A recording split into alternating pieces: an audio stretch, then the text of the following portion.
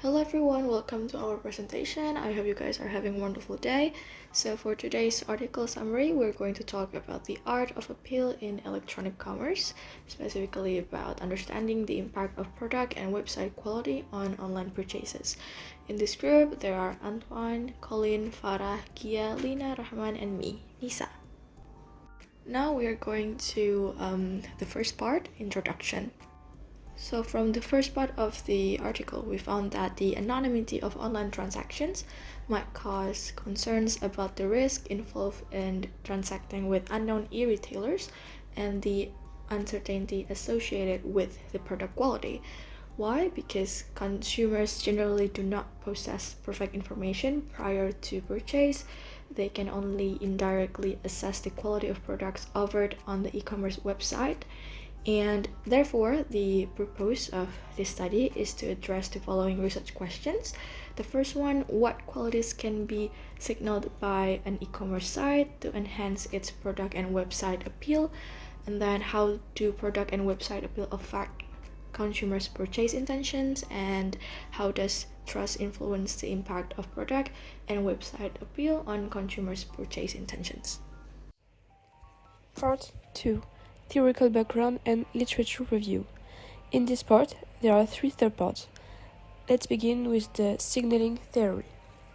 The lecture review tells us that imperfect information may lead to a diminishing intention of consumer because they have limited access to the quality of product. The hypothesis here differentiates between product and website appeal to capture consumers' interpretation of positive signals about product and website quality. Then we have the appeal part. Here we learn that there are two different opinions regarding the effects of appeal in e-commerce. First research stream focuses on how the design of e-commerce sites fosters visual appeal, which in turn reinforces consumers' positive beliefs about and attitudes toward the sites. Second research stream explores how e-commerce sites can enrich product appeal.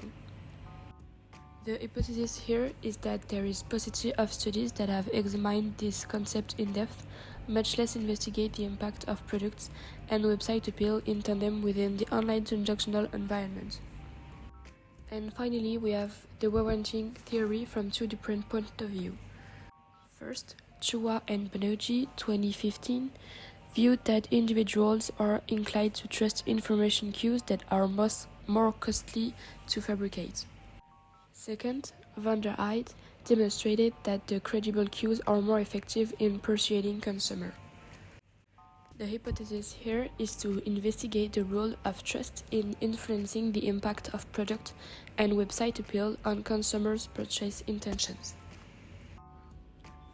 The product appeal of an e-commerce site positively influences its website appeal. Customers are influenced by the presentation of a product on the website. For the website, it's important because it increases customers' involvement and makes the website being most important compared to others. For example, website can use the 3D for showing shows. They can use as well for showing results of glasses on your head online. We will see after. From this, stem purchasing behavior. Website appeal of an e-commerce site positively influences customers' purchase intention. It gives the customer confidence to buy on an e-commerce site. Product appeal of an e-commerce site positively also influences customers' purchase intention by comforting them on a 3-year period. But there is three components of service quality: service content quality, service delivery quality, and enjoyment.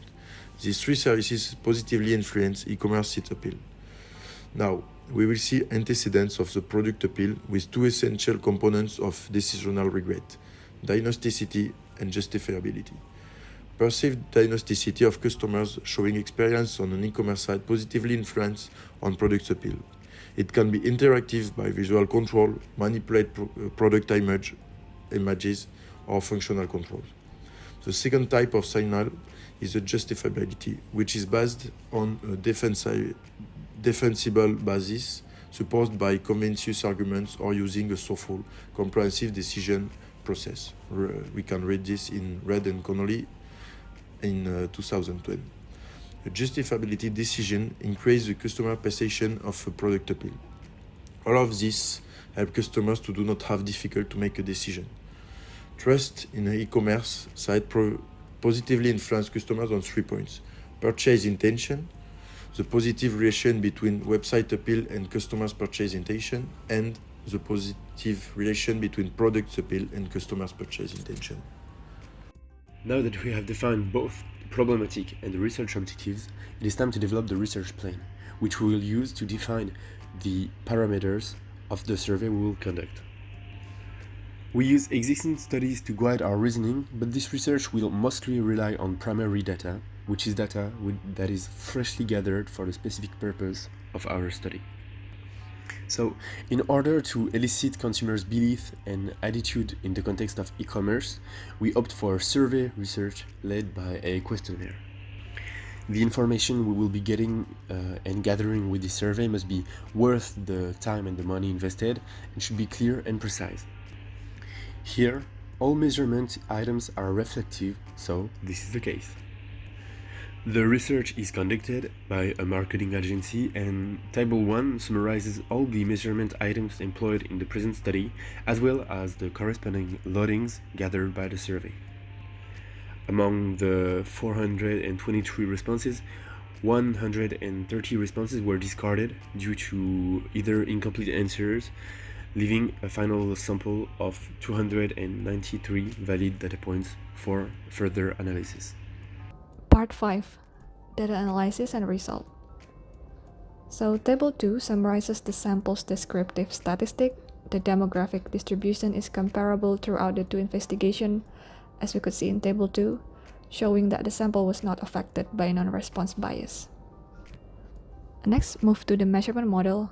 All measurement item loadings on the related construct are more than 0.7. Also, Cronbach alpha and composite reliability of each construct are both higher than 0.7, which means showing acceptable internal consistency. Back in Table 1, it shows that items display high factorial loadings on the construct they are supposed to measure, which above recommendation threshold of 0.7. Moreover, the item demonstrates discriminant validity since no problem with cross-loading exists, the average variance extracted or the AVE for each construct exceeds the threshold of 0.5, and the square root of the AVE of each construct is greater than its correlation with any other construct. So the result indicate that the statistical significance of the path coefficients remain relatively constant. So next is the result of structural model analysis. So this data show that product appeal may have only partially contributed for customers' perception of the service delivery quality and enjoyment, but service content quality had a full influence on website appeal, because the value of an e-commerce site is based on its ability to facilitate customers' online shopping. Any e-commerce site is only as appealing as its listed products, according to the study. While providing product acquisition features, which e-commerce service content is crucial, it only counts if the e-commerce site can assist customer in making purchasing decisions. So taken together, the findings suggest that while product appeal does not have a major influence on purchase intention, it is a strong indicator of website appeal, which in turn has an indirect impact on purchase intention. This paper identified 5 closely related factors from past research that could be a tools for e-commerce to maximize their product and website appeal. First is service content quality. Second is service delivery quality. Third is enjoyment. Those factors are affecting the utilitarian and also hedonic aspect from e-commerce service quality. Also, there are diagnosticity and justifiability. Both are identical with cognitive and also emotional cues that intended at delivering the product-related qualities. There are at least 3 knowledge contributions from this article.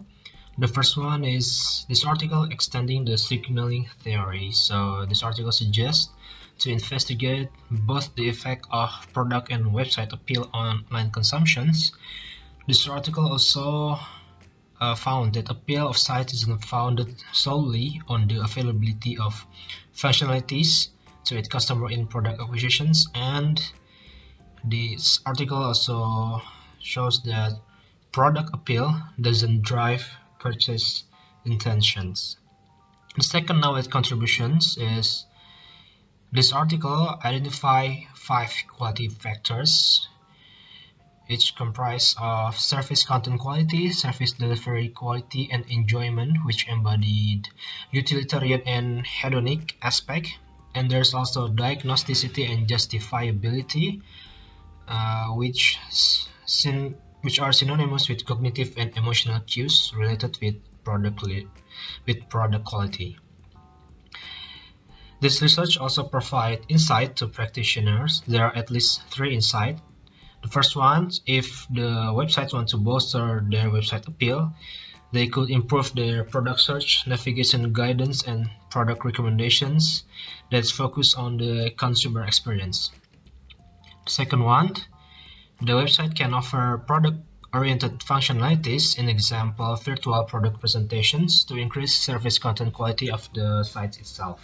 And the third one, to attract new consumers, they can give the site with product-oriented functionalities by making it easier and more enjoyable for the customer to acquire their desired product. And lastly, there are 2 caveats provided or mentioned by the writers. The first one, the study does not explicitly prescribe actionable design guidelines because previous research has already highlighted actionable design guidelines, so information from this research can be combined to give additional informations. And the second one, in this study, the writers construct a research model by building on the signaling theory. Therefore, the writer urged further future studies through other theoretical lens. This paper also suggests a framework that could be a strategy to increase the consumer perception of a product and website appeal. In our case, we choose Shopee as our example to apply the theoretical model that proposed in this paper. The paper suggests to improve the consumer perception of website appeal, e-commerce should providing an up-to-date product search feature. As we can see, Shopee providing the cutting-edge product search feature to ensure high-end service content quality. This paper also suggests e-commerce to provide navigation guidance to increase high service content quality.